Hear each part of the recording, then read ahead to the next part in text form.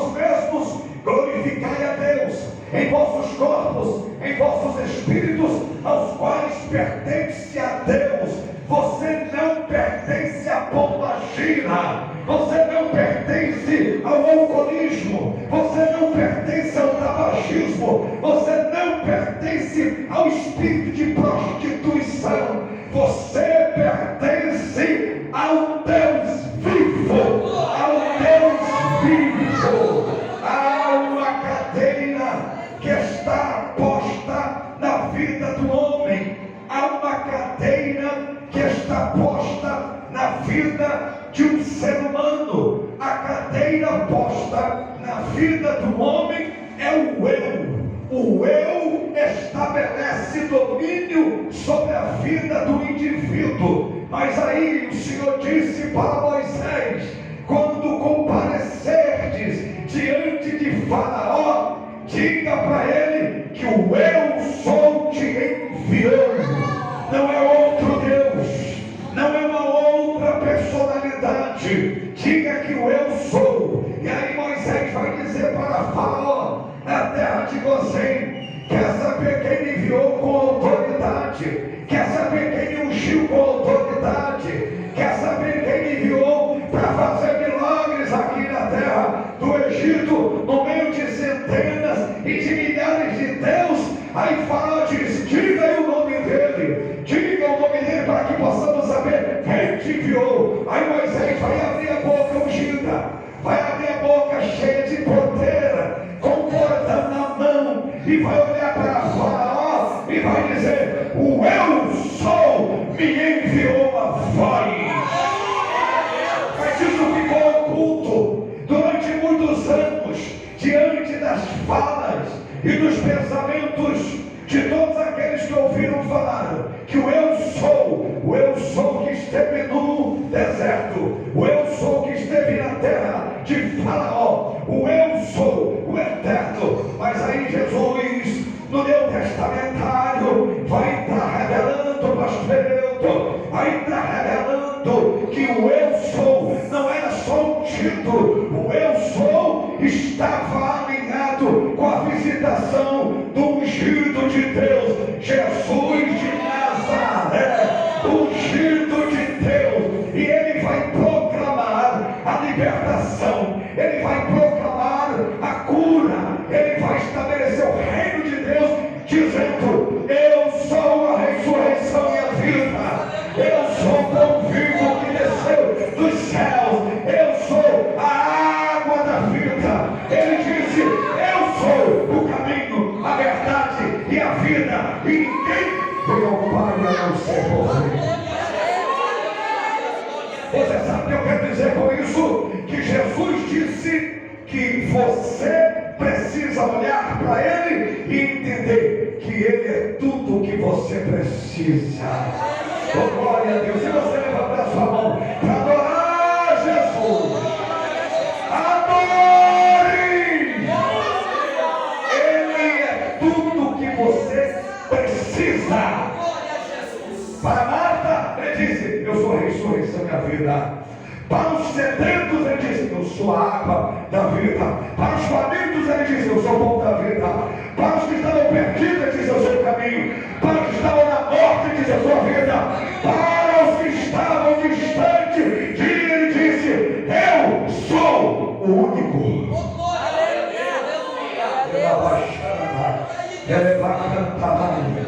Oh, glória a Deus. Diga para essa pessoa: ele é tudo o que você precisa. Diga para essa pessoa: ele é tudo o que você precisa. Ele é tudo o que você necessita. É dele, é dele, é por ele, é para ele, é para ele. Aleluia! Glória a Deus. Preste atenção, meus amados e queridos. Falar de unção é um tema que abrange todas as sagradas, ou toda a sagrada escritura. Nos seus 66 livros, nos seus 31.173 versículos, faz alusão da unção.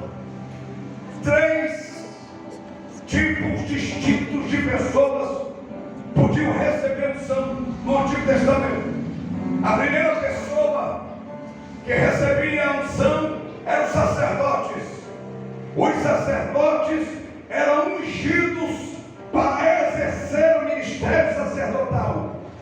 Essa é a primeira pessoa, primeira linhagem, ou primeira linha. A primeira linha, os sacerdotes recebiam unção para exercer o seu ministério. Segundo, os reis recebiam a unção para reinar sobre o povo. A terceira unção era derramada sobre a cabeça dos profetas, para que eles exercessem o seu ministério profético. Então daí nós vamos ver que o primeiro a ser ungido foi Saul. Saul foi o primeiro rei a ser ungido, a ser proclamado rei sobre todo Israel. E a Bíblia diz que ele recebeu a unção que Saul recebeu, dá-lhe autoridade de reinar sobre todo Israel. Mas a Bíblia diz que Saul não quis reinar pela graça, Saul não quis reinar pelo poder da glória, Saul não quis reinar pela unção do poder, mas quis reinar debaixo de um pensamento de governo. Ele não quis governo, mas ele quis governo, mas não quis a glória, a graça de Deus. Ele não quis a arca do Senhor. A Bíblia diz que então Deus vai rejeitar Saul, porque preferiu desobedecer a Deus do que obedecer ao Senhor. E o Senhor então vai repreender o rei através do ministério de Samuel. E Samuel vai dizer para Saul: se tu tivesses permanecido firme na vontade de Deus, Deus iria confirmar sobre a tua vida o reinado. Mas agora, como você foi rebelde, o teu reinado será dado a outro melhor do que você. Presta atenção. A unção foi derramada sobre a cabeça de alguém que dizia ser escolhido do povo, mas Deus estava alinhando o povo para aquele que foi chamado segundo o seu coração. Aleluia, Deus. Glória a Deus. Samuel, vem cá, pega o chifre, traga o chifre de carneiro, te enviarei a Belém, te enviarei ao Belemita Jessé, vai lá, e não te darei as ordens. Samuel pega então o chifre de carneiro, desce à casa de Jessé. Ao se deparar com a casa de Jessé, ele diz para Jessé: Jessé, eu vim sacrificar a visita de um profeta. Duas coisas aprendemos: a visita de um profeta, ou era para assinar que Deus estava trazendo juízo na cidade, ou era para assinar que Deus estava trazendo vitória para a cidade. A Bíblia diz que a presença de Samuel incomodou todos, e ele entra pelos portais do recinto, nas recâmaras da casa de Jessé, e diz: Jessé, chamai os seus filhos, chamai todos na minha presença. De repente vai chegando Abinadab e Samar, os filhos de Jessé, e de repente Samuel, olhando a formosura, formando um peso, olhando a formosura, contemplando a força, a robustez, ele se encanta. E quando ele se encanta, ele pega o óleo, e quando ele pega o óleo, ele vai derramando na cabeça do primeiro que ele viu. Deus olha para Samuel de cima e diz: Samuel, não derrama o teu óleo sobre este, porque este é o teu rejeitado. Rejeitado por quê, Senhor? Porque eu não vejo como o homem vê. O homem vê a aparência, mas eu vejo o coração e a atitude. Glória ao Senhor Jesus. Glória a Deus. E a Bíblia diz que ele vai parar, tendo passado os 5 filhos de Jessé. Ele vai olhar para todos e vai dizer: Jessé, acabaram-se os mancebos. Aí Jessé diz assim: rapaz, eu acabei me esquecendo, hein? Tem um aí que está atrás das malhadas ovelhas, e parece que eu já estou ouvindo barulho, parece que eu já estou ouvindo sinos. Eu acho que ele está chegando aí. Alguém gritou: eu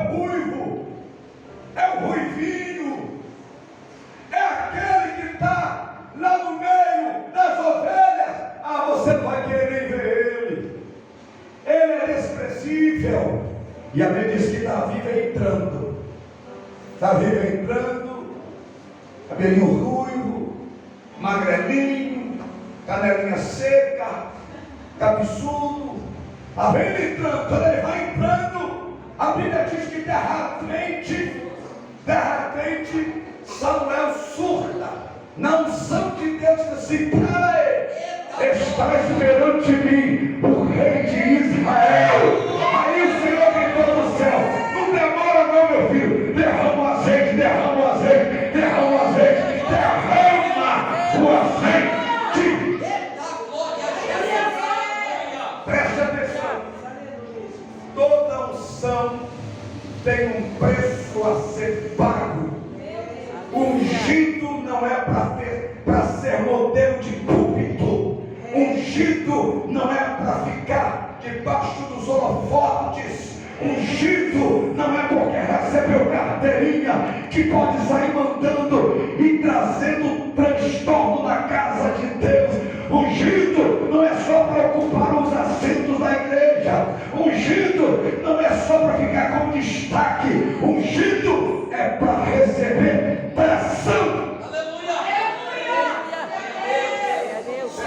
Outro dia eu chamei a minha igreja todinha de azeitona. Está cheio de azeitona aqui. Todo mundo aqui é azeitona. Aí o povo assim: mas azeitona, pastor, não tem uma coisa mais carinhosa para falar? É azeitona mesmo. E por quê? Porque a azeitona, ou a oliveira que produz a azeitona, é a única que produz azeite. Crente na casa de Deus tem que produzir azeite. Se não produzir, não é azeitona, não é azeitona, não é azeitona, não é azeitona. Tem que produzir azeite. Mas a produção de azeite não é fácil. Não quer ser azeitona, mas também não quer passar pelo processo. Porque todo processo leva ao seu propósito. E tem gente que chega no propósito e não quer passar pelo processo. Passa pelo processo, porque você vai ter direito de aceitar e de se assentar e de receber o propósito. Pastor, mas peraí, não tem um caminho mais fácil não. Eu queria chegar logo nesse bendito, desse propósito, sem passar pelo processo. Ah é? Por isso que Deus ungiu você. Porque a unção na tua vida é para você suportar. A unção na tua vida é para você aguentar. A unção na tua vida é para você firmar as suas pernas e aguardar que vai vir tempo oportuno de Deus. Alguém levanta essa mão para glorificar a Jesus. Está chegando o dia. Mas suporta o processo. E como é que o processo funciona? Para extrair das azeitonas o precioso óleo, tinha que passar por pedras roliças. Pastor Cleuno, acredito que já deu lição para vocês aqui sobre o processo de fabricação do azeite. A primeira coisa que se faz com a azeitona, ela passa pelas pedras roliças e vai sendo esmagada. Quantos crentes desses dias estão sendo esmagados? Quantos crentes desses dias estão vivenciando um processo esmagador? Mas aguenta firme, fica firme, porque esse processo vai extrair o bom azeite. Primeiro azeite, depois que se passa pelo processo, o processo das pedras, tira o primeiro azeite, é o azeite puro. O azeite puro é para acender para o templo. O azeite puro é para o templo. O segundo azeite, depois de passado por outras pedras roliças, é para fazer deles aquele azeite para iluminar as casas. Não é isso? E o terceiro azeite se faz sabão. Pastor, não entendi. Deixa eu voltar a rebobinar a vida para você entender. Primeiro azeite para o templo, que é puro, que era primícia, segundo azeite para acender as lamparinas e as casas, e terceiro azeite e sabão. Não entendi, te explico. Tudo que você fabrica é para o reino, é para o reino, é para o reino, é para o reino, é para o reino. A primícia é para o reino, o primeiro para o reino. Tudo que Deus está fazendo na tua vida é para o reino. Primeiro para o reino. Depois que você levou para o reino, sua lamparina nunca fica vazia. Depois que você entra nesse processo, sua lamparina sempre vai estar acesa. E a terceira e a última é porque todo servo de Deus tem que todos os dias tomar um banho e lavar-se pelo poder da santificação e as misericórdias de Deus, que são a causa de nós não sermos consumidos. É todo dia chuveirada da misericórdia, todo dia tem que passar pela lavagem, pelo poder, a santificação por meio da palavra. E por isso que Jesus foi lavar os pés dos discípulos, e lavando os pés dos discípulos, alguém diz assim, se atreveu, se irmão, dá uma subidinha aí, sobe um pouquinho para a canela, vai subir para o joelho, vai dar uma subidinha para lavar o restante aí. Jesus olhou para Pedro e disse, Pedro, basta somente os pés, porque através da palavra vocês têm sido santificados e lavados. Levanta a sua mão para glorificar o nome de Jesus. Glória a Deus.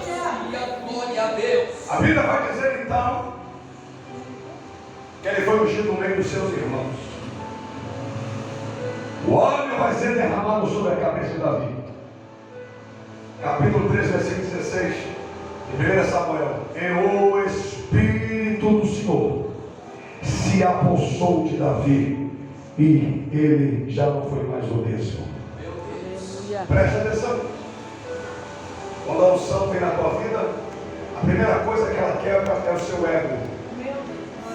Porque Davi, quando foi ungido, ele ficou 22 anos aguardando o tempo dele exercer o ministério de rei. Tem gente que está tão apressado, tão ansioso para fazer as coisas de Deus, está tão ansioso para fazer as coisas de Deus. Deixa eu dizer uma coisa para você, my friend. Escute. Aleluia. Deixa eu dizer algo para você. Deixa eu dizer algo para você. O tempo de Deus é formoso e perfeito. Aguenta. Vai chegar a hora. Não é porque Davi foi ungido que ele já foi tomando o rei. Ele teve que esperar. Teve que passar por todo o processo. E muitas das vezes a gente não consegue enxergar a maneira que Deus está nos preparando depois que Ele nos ungiu. A maneira que Deus está nos forjando depois que Ele nos ungiu. Moisés se divide, a vida de Moisés, em 3 períodos de 40 anos. 40 anos na corte de Faraó como príncipe, 40 anos no deserto de Midian, e 40 anos atravessando o deserto. Agora entenda, 40 anos ele aprendeu toda a ciência do Egito, 40 anos ele aprendeu toda a estrutura. A Bíblia diz que ele era poderosíssimo em palavras, segundo Atos 7, pela fala de Estevão. A Bíblia diz que ele era príncipe. Ele guardava as ordenanças faraônicas. Moisés não era qualquer peba, não. Moisés não era qualquer sujeitinho, não. De estrutura. Ele era dotado de sabedoria e ciência, de tal maneira que ele foi forjado e preparado para ser príncipe. Agora escuta. A Bíblia diz que Deus então vai o quê? Levar para o deserto. Oséias capítulo 9, versículo 6 diz que eu a trarei para o deserto, e lá falarei ao seu coração. Deus só atrai alguém para o deserto porque este alguém está sendo preparado para ser ungido e fazer a diferença aonde Ele colocar as plantas dos pés. Não entendi. A faculdade de Deus é no deserto. É no deserto que você vai aprender a ouvir a voz de Deus.